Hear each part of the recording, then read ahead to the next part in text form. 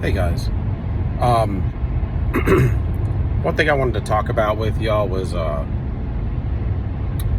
want you to kind of try to look at, I think a lot of times, God, there's so many times that I'm trying to get away from this, but I mean, we got to touch on it a lot anyway, but at least sometimes I want to somehow kind of get off like the narcissist for a minute and speak on other ways to empower yourself,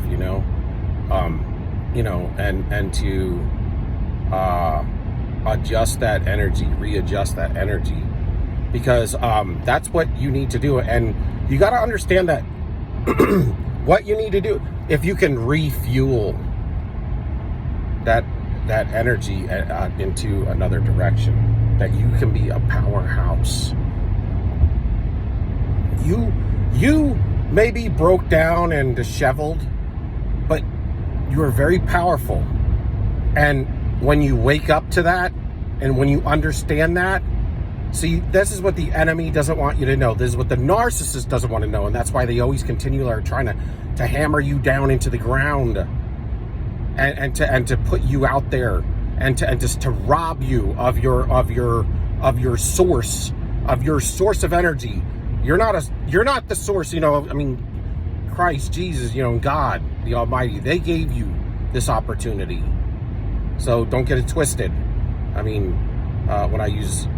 saying but they have given you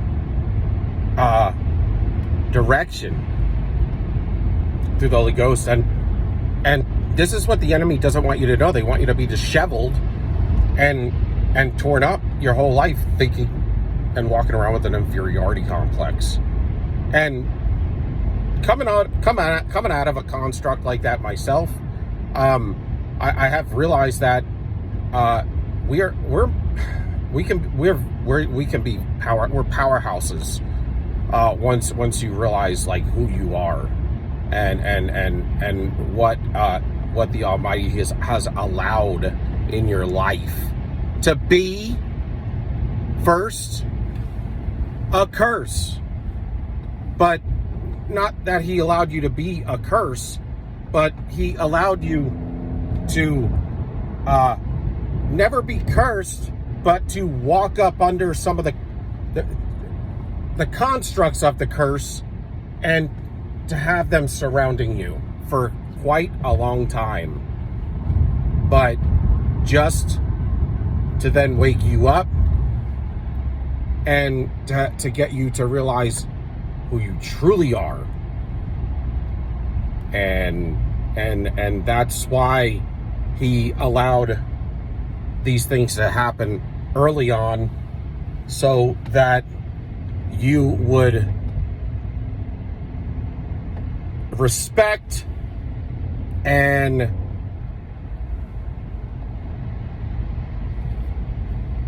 deal with things from different levels that you wouldn't deal with if he didn't allow these things in the beginning, because he knows how we are. And anytime you follow the personality of the nature of individuals, it's like we cry out for the Almighty's help when we are really hurting and in desperate need and in the gutter, right? But now when when everything is going well and you're high on the hog, so to speak, you're not hungry for him, for that understanding. So he had to allow these things to occur, and all along the enemy thought that he was going to take you out. And God, this is where God uses the curse for a blessing.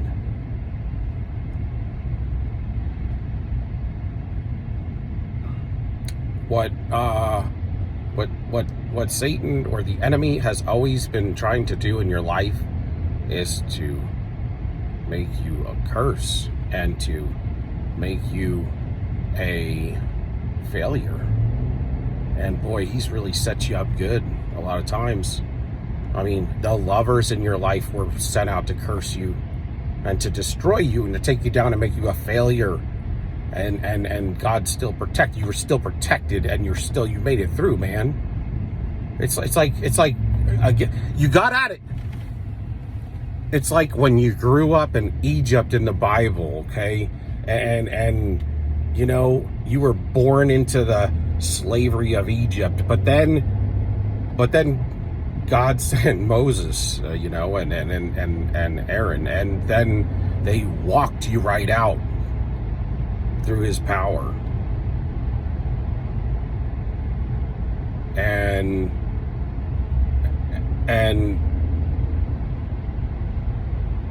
there was nothing the enemy could do. They were leaving. And that was God, you know, trying to show them that he's in control and he's got you if you just put faith in him. But then, you know, you have an option from there, you know. I mean, and it's like, yo, do you want to listen? Do you want to listen? Do you want to have faith in me? Because if you don't, which they didn't, they got out of Egypt. God destroyed the army. He destroyed all of Egypt. Their firstborn, all of the beasts that their crop, their animals, their army, their chariots, everything was destroyed because Pharaoh was stiff-necked. But then they became stiff-necked in the wilderness. He was ready to send them through to where? The promised land, and they denied it. And that's why 40 is the number of change, because he left them out there for 40 years. 40 years, you know why? Because they refused to go and cross the Jordan. They refused to have faith that he could lead them with almost no commodity, with no weaponry, with nothing, right? To destroying the foe. You know, because when God is for you, you don't need commodity. He's all the commodity. He is the definition of ultimate commodity, right? I mean, he gives you everything you need when you need it. It's called provision, and that's where the church has gone wrong with prosperity preaching. God doesn't prosper you like that. He prospers you with provision to do his job. And that's all you need. Anything outside of that is usually a curse. And so, because they refused, you know, he let them sit out there for 40 years and let a whole generation die off because they didn't have faith. Okay, and that's where the change came in. He said, well, okay, you guys don't have faith in me that I can take you across the Jordan to defeat the foe? Okay, then I'm going to let y'all sit out here in the desert for 40 years. I'll feed you. But you're not going to have victory because you don't have faith in me. I could take you out of the land of Egypt, the most powerful army of the known world, and you still lack faith in me, and you almost wanted to go back into captivity. You almost wanted to go back into the captivity of the narcissist. But now you got out from under the narcissist. You got out from under the Pharaoh, and now you almost want to go back under the captivity of Pharaoh, under the captivity of the narcissist. Let's go back to Egypt. It's better than the desert. You know, but God also gave you another option. It's like, you know, you want to cross the Jordan into prosperity and defeat the foe. Let's keep this thing moving. So you got to keep your faith up, and you got to feed the faith. Because what the children of Israel didn't do in the desert for 40 years is they didn't feed the faith. They fed it long enough to get out from under Pharaoh, but then they got to the desert. But then there was another, you know, God will keep moving you to more, to higher places. He'll continue to move you to higher places depending on your faith. And so when you get out from under the Pharaoh, when you get out from under the narcissist, now let's say you're in the desert. You're the children of Israel in the desert right now. You're out from under the narcissist. You're out from under Pharaoh. What are you going to do?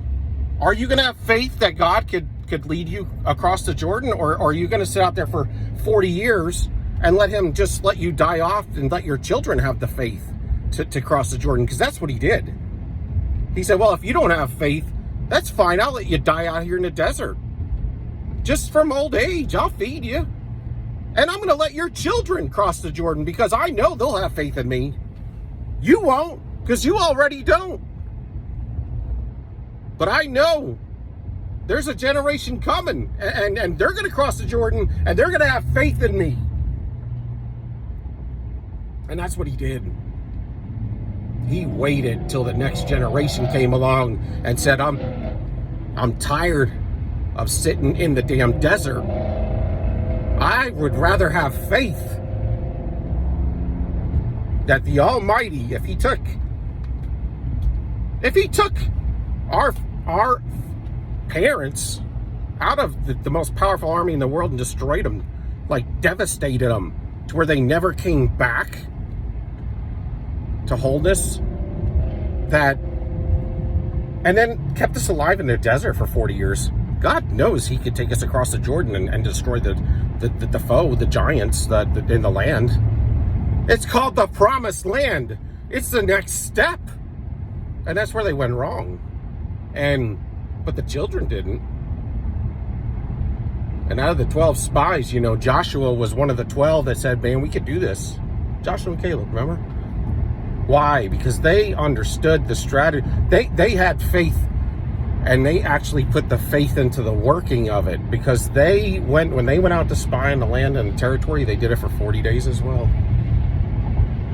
And it says it took 2 people to carry a cluster of grapes because of the giants in the land. And that's where I know they were GMOing. They were GMOing back then, and they're GMOing again, and it's not good. But that's part of the matrix.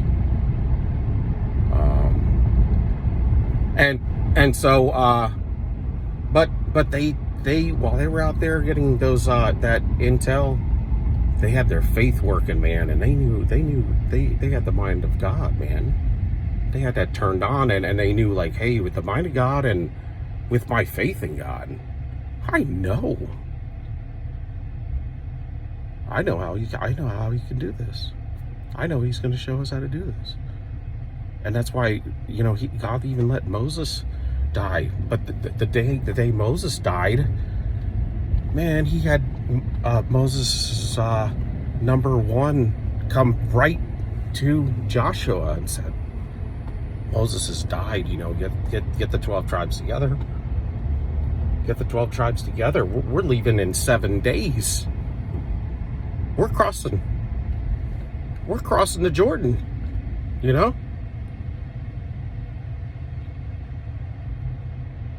It's not quick. He let Joshua lead that thing in his old age.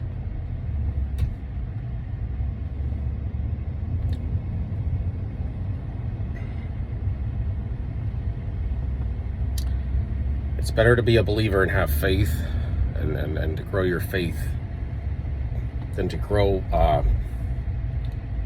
insecurity and living in the animalistic nature of the beast system of the enemy and the narcissist, where there's absolutely no fruit. Or if there is fruit, it's GMO'd, it's fake, you'll bite into it and it's plastic. Or it's got no nutrients. It's huge, it's big, but there's no vitamins in it. And so you got to continue to grow your faith, because just because you got out from under the narcissist, and you don't want to go back to Pharaoh or the narcissist, but you also don't want to sit in the desert and die off. The pathway continues. It never ends. And so you got to continue to walk this thing out to greater and greater places and to greater blessing. And that's where God says he will heal your land. He's not going to heal everybody's land. He's not going to heal your country's land. Everything in the Bible is for the individual and how you operate. This is your land. And if you get this right, everything out here is going to be right. Everything out here will be blessed. Everything that your foot touches, everything that your hand touches will be blessed. Or a test for a greater blessing through your faith.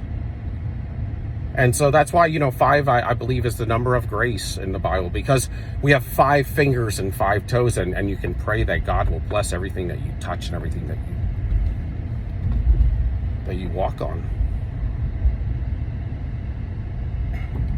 And that's why in the biblical nature of things, the giants had 6 fingers and 6 toes, because they were not blessed.